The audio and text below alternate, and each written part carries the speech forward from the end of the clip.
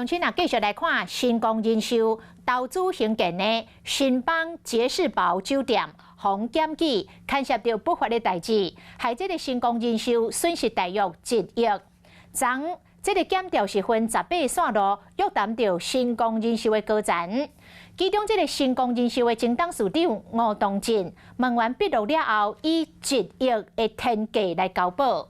因为律师团敢若早2000万，其他的8000万是用汇款的来完成交保。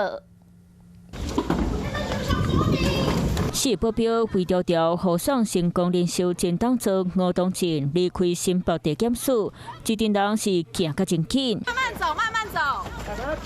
赶紧爬起车顶，就是为着避免这个状况。半暝2点半，吴东进进入新北北警服刑，挂出暗地不法，无违保固。会不会觉得司法不公？甚至有真侪摆伸手去砸镜头，表情感觉真烦。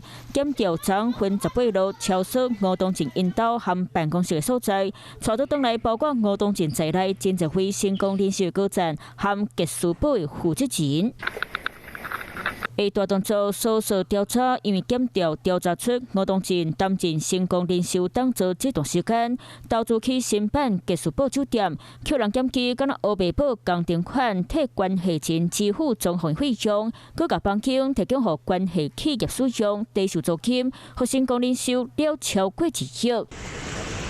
其他人寿和上路高层分别以100到200万交保。吴东进是从中岛尾市调到新北检，一直咧互问讯，直到今仔日透早7点多才定1亿交保。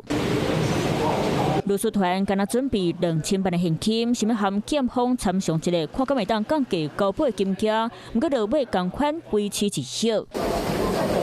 剩的8000万是用汇款的方式完成交保。吴东进赶紧离开前董事和高层决议，到底损害公司偌济利益？检方卖继续调查。Hello， 我是林明瑞。想要抢先掌握最及时的新闻资讯吗？赶快订阅、按赞、开启小铃铛，锁定我们华视新闻的 YouTube 频道。